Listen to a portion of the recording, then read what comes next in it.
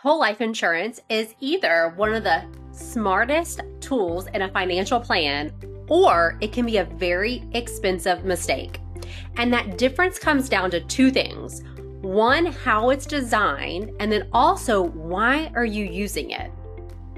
Hello, and I'm April Schoen, and this talk today is going to be for professionals, families who feel like they've built some momentum financially, but they want a plan that is clear, coordinated, and built to last. I became a financial advisor because I know what it feels like to sense there must be a better way with money, but maybe not know exactly what that looks like. You see, early on in my career, I had debt, I wasn't doing a great job saving, and I had this feeling, I had this pressure that I was making decisions that really mattered for my future, but I didn't have all the information to make the right ones. And that experience is what drives me in my work today. And my job is to remove the weight of financial uncertainty so that you can make decisions you won't regret later. Recently, I met with a new client and he looks great on paper, right? He's got strong income. He's done a great job saving over his career. He's got different accounts like savings, investments, retirement accounts. And he said something that I hear all the time, which is, I don't feel like I have a plan. I feel like I have all these different pieces to my financial world, but I don't know how they all work together. And so today we're going to talk about one of those pieces, which is life insurance, specifically whole life insurance. And we're also going to talk about how do you turn those pieces into a strategy that works together.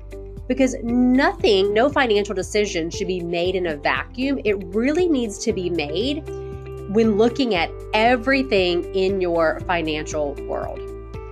And so today we're going to talk through the role of life insurance, how it can play a part in building assets and protecting wealth, especially when it's designed properly and it's used for the right reasons. And so, of course, there's a death benefit when it comes to life insurance. We're going to talk through how that can help you as well. But what most people miss is how it can be used while you're living to help you create liquidity that you control, improve tax flexibility in the right situations, add stability to your overall strategy, and provide a financial backstop that helps your other assets do their job. But here's the thing. This is not for everyone. It's not magic. But for the right person, it can solve problems that other accounts don't solve well, especially if you're looking for more control, more flexibility, and a strategy that holds up over time. So here's what we're going to cover today. We're going to talk about why you may want life insurance, right? That's a big question again. Why would I even want this as part of my plan? We're going to talk about the types of life insurance, the main types of life insurance, what makes each one different because not all life insurance works the same. We're going to talk about the key benefits of whole life insurance, especially things that you don't hear about a lot, which are those living benefits about how it can create liquidity, add stability, and improve flexibility inside a broader financial plan. We're going to talk about term life insurance. When does that make sense? How does that fit alongside other strategies depending on what you're trying to accomplish? And we're going to get practical. I'm going to walk through who this strategy tends to work best for, situations where it's a strong fit, and then maybe some situations too where it's not a good fit, right? And I'm going to show you some examples of how clients of mine have used these strategies so you can see what it looks like in practice. And my goal today isn't to overwhelm you or to sell you something. It's to help you just think more clearly about how you're protecting what you've built and how you're building wealth in a way that holds up over time. So let's start with talking about these two types of insurance and where they may fit in with your plan. There are really two main buckets when we think about life insurance. There's permanent insurance and term insurance. So term is designed for temporary protection, and permanent, like whole life insurance, is designed for lifetime coverage and can also play a role in long-term planning. So let's start with whole life insurance because it works very differently from what people mostly think of when they hear the word life insurance. So Whole life insurance is permanent coverage. That means there's no expiration date, right? As long as the policy is funded properly, it is meant to be there for your whole life. It's built to be there when you need it, whether that's next year or decades from now. The other defining feature is that it can build cash value over time. That cash value grows tax deferred. And in many policies, you're going to see a combination of both guaranteed growth plus a potential for dividends. And that's going to depend on the insurance carrier and how it performs. And then there's also, it may include, like I said, has that guaranteed growth and then the potential for dividends. So I'm going to say this plainly. The reason that people either love or hate it usually comes down to expectations. If someone buys it thinking that it's going to behave like the stock market, you're going to be disappointed. That is apples and oranges. But if you understand what it's actually built for, stability, liquidity, long-term guarantees, tax flexibility, then it can be a very useful tool inside a broader plan. And later, we're going to talk about why the cash value matters and the different ways that people can use that on a strategic basis. Now let's talk about term life insurance. Term life insurance is much simpler.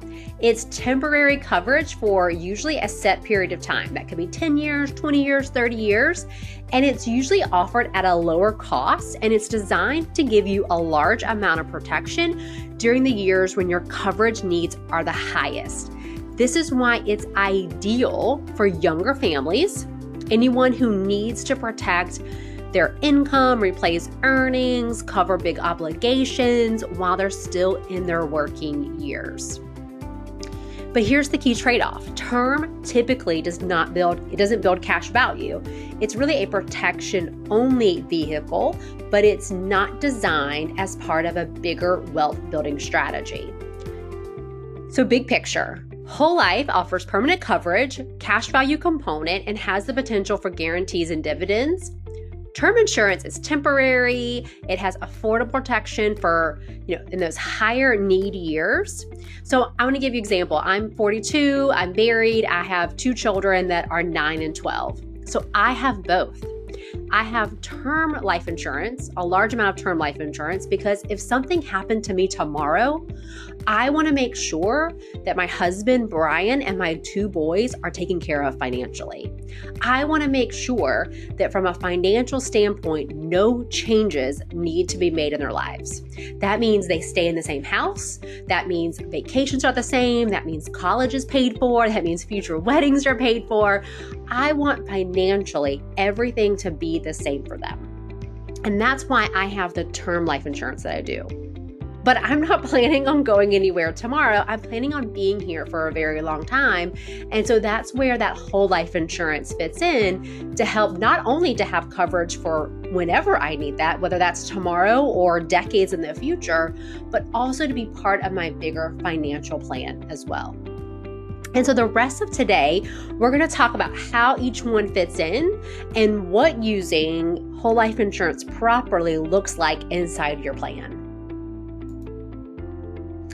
Now let's zoom out for a minute, and I want to ask a question, and that is, if you were creating an ideal financial strategy, what would some of those components be? What would you want to see inside an ideal financial strategy? And I'm going to give you some examples. It's not by any means an exhaustive list, but before I get into mine, just either jot it down or just think, what would you want to see in that financial strategy? Because when we strip all the noise away, an ideal financial strategy has a few clear jobs. It's not just about growing money. It's about building a plan that holds up through markets, taxes, and real life. So here's what we want. Here's what we're aiming for. First, we want to be able to prepare for contingencies. What happens when I pass away? What if I became sick or hurt and couldn't work anymore? What if we had a big financial emergency, like someone lost their job, right? What about all those unforeseen things, all the things that we can't predict that may happen? Because the goal isn't to guess what may happen in the future. The goal is to be ready either way. Second, we'd want to minimize risk and the chance of permanent loss. Now, I'm not saying you shouldn't have money invested. Of course you should, but not every dollar should live and die by the stock market. A strong plan balances growth with stability, so you're not forced to make bad decisions at the wrong time. Third, we want to minimize taxation, both when we're saving money and when we start to take income in retirement. This is a big part of what I do for clients. Taxes are one of the biggest expenses most people will ever pay. And the more control you have over how that income shows up later, the more flexibility you get to keep. Fourth, we want to earn a competitive rate of return, but without constant volatility. Your plan should be able to grow, but it shouldn't keep you up at night. Not every part of your strategy needs to swing with the market. And fifth, maintain access to money throughout your life. Life doesn't wait until retirement age. It doesn't wait until you're 59 and a half to be able to get to your retirement accounts. You want liquidity available for opportunities, transitions, emergencies, big decisions without jumping through hoops or triggering penalties. So when you look at these goals together, when we think about protection, tax efficiency, steady growth, access, contingency planning, this is where whole life insurance can play a unique role for the right person when it's designed properly. So next, we're going to walk through these benefits so you can see how it works in real time. So let's walk through these main benefits of whole life insurance when it's designed properly and used intentionally as part of a broader plan. So first and foremost, don't want to downplay this. It offers income tax-free death benefit to your beneficiaries. Income tax-free. This could be your spouse, children, a charitable organization, right? This is a simple way to create a legacy and provide protection that doesn't depend on market timing. I was just talking with a client yesterday, and we were talking about him taking money out of one of his retirement accounts to fund some travel for the two of them in retirement. And so we're looking at this idea of a spend down. So we're going to take a bucket, we're going to take this one account, and we're going to purposely spend it down over time to have more income to enjoy in the first, let's say, 10 years of retirement. And one of the things that he said was, hey, April, I like that income, but what I don't like is by the end of year 10, there's no money left in that account. He's like, I want to leave money behind to my kids. And so for him, the idea then being able to have this life insurance, we can do both. We can spend down these assets he has today to have more income for him and his wife to go do the things they want to do now while they're healthy and they can travel. And then he knows he has this confidence that there's this life insurance that's going to fill the bucket back up for either his wife or for his kids. That's a big part of planning. Another thing is many policies include guaranteed components and may pay dividends. That's going to be dependent on the carrier, the insurance carrier. Dividends are not guaranteed, but historically, many long-standing mutual companies have paid them consistently over long periods of time, even through very difficult economic cycles. So the point of this is designed to be steady, not flashy, but it's designed to provide stability. Third, the cash value grows tax deferred. So this means you're not getting a tax bill every year the way you might in a brokerage account or if you're taking money out of your IRA, which can improve long-term compounding. Fourth, and this is a big one, is that as the cash value builds, it's liquid and available to you. You can typically access it early without any sort of withdrawal penalties, which is very different from accounts that restrict access until 59 and a half. So it's not about spending your policy, right? It's just about having another bucket of money that you can use if life happens or if an opportunity shows up.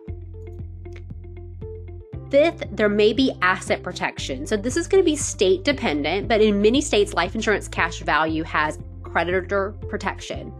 I live in Florida. So in Florida, it has very strong protections for creditors, especially for the cash value. So obviously the rules are going to vary by state, but the idea here is that it can add another layer of defense around your balance sheet. There can be flexibility regarding premiums over time, depending on how that policy is structured. Dividends might be able to help offset costs. There's ways to build flexibility into funding the plan if cash flow changes. So sometimes I hear I'm locked into this for the rest of my life. And that's not accurate. We do have some flexibility and can adjust funding. I think of it like a thermostat. We can dial it up, we can dial it down. And finally, whole life insurance is considered a non-correlated asset. So that means it doesn't move with the stock market the same way equities do. This can allow to provide some stability, especially when markets are volatile, because you're not relying on the market to cooperate at the exact moment when you need money. So when you stack this up and you think about tax advantages, liquidity, protection, stability, you can see that this can be a versatile tool inside an overall strategy. It's not an end-all be-all. It's not the only strategy. It's just part of a broader plan.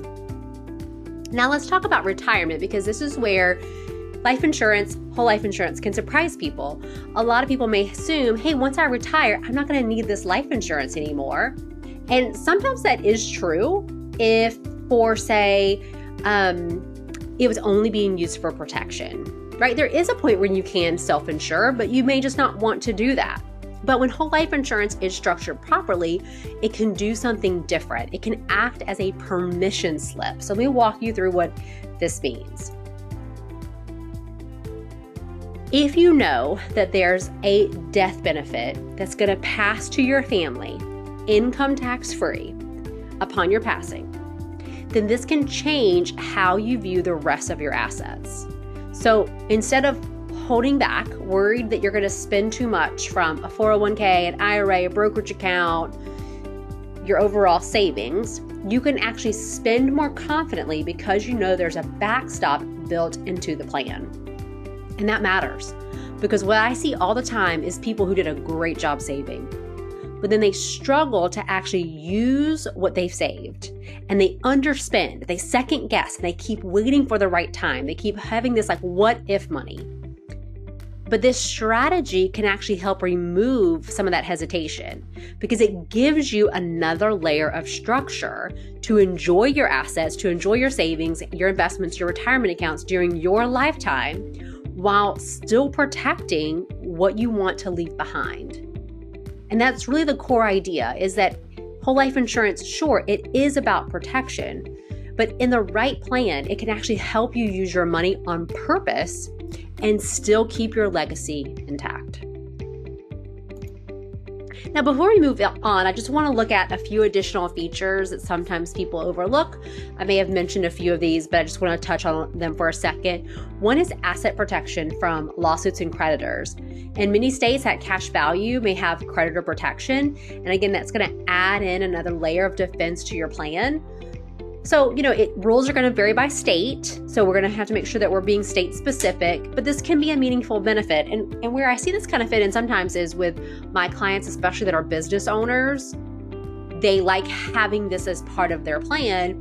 Not only is it from having the access to the cash value, which we'll talk about later, but also having this additional protection from lawsuits and creditors. Optional riders may be available. So depending on the carrier, depending on the type of policy, you may have you may have access to additional benefits inside your policy that are going to add some flexibility.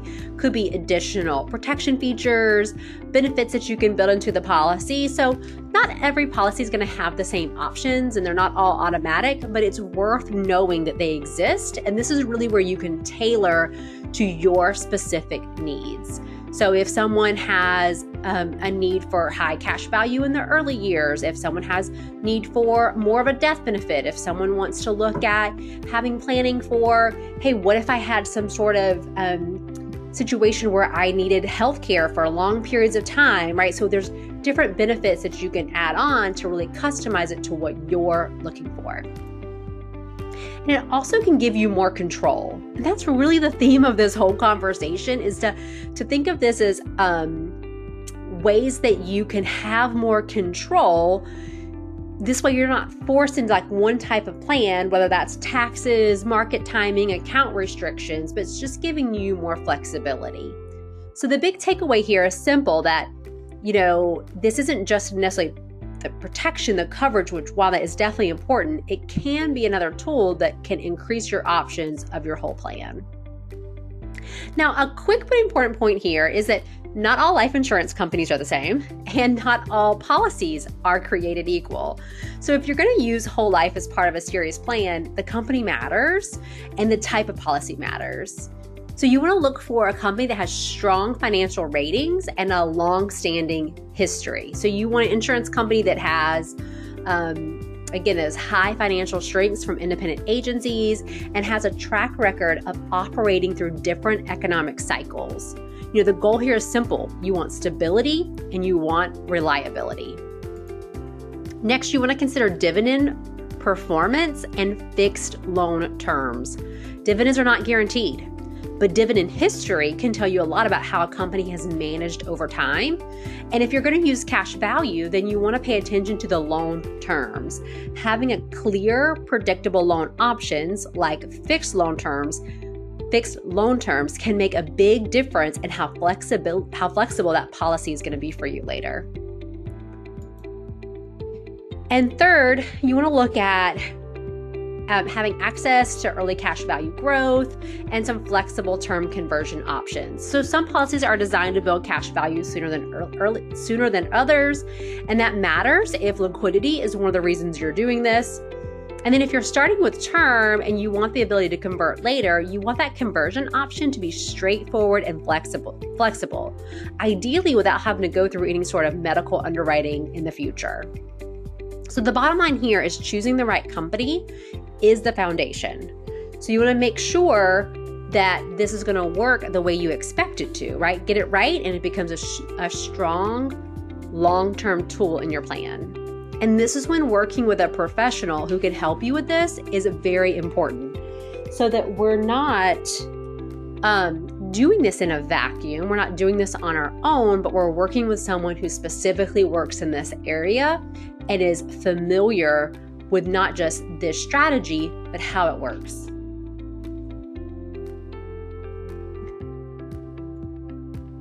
So let's make this practical, because I want to give you some ideas, some examples of how I've seen clients use whole life insurance throughout my career. So one is creating legacy through the death benefit. I worked with someone in their early 60s, and he wanted to make sure that his wife was going to be financially secure no matter what. He did not want his wife feeling like she had to sell the house, sell investments at the wrong time, didn't want her to feel like she was trying to scramble to replace income.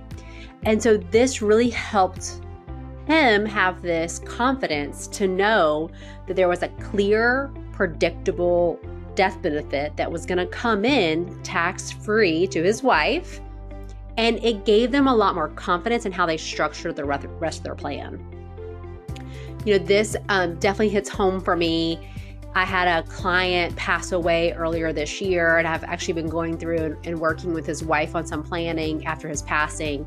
And I can see in real time how these policies play out for someone, where you've got someone who's been married for over 40 years and they're dealing with the loss of their spouse, and the last thing they want to have to deal with now is how do I make all the money work too, right? And so knowing that we have like a plan for some of those things, where like specifically this client, they had a pension that stopped upon his passing, and so we then can take some of this life insurance and recreate an income stream for her, so she's not seeing such a big drop in income now that he's gone, right? So really being able to, again, have that legacy or really even just support for each other in through how these work.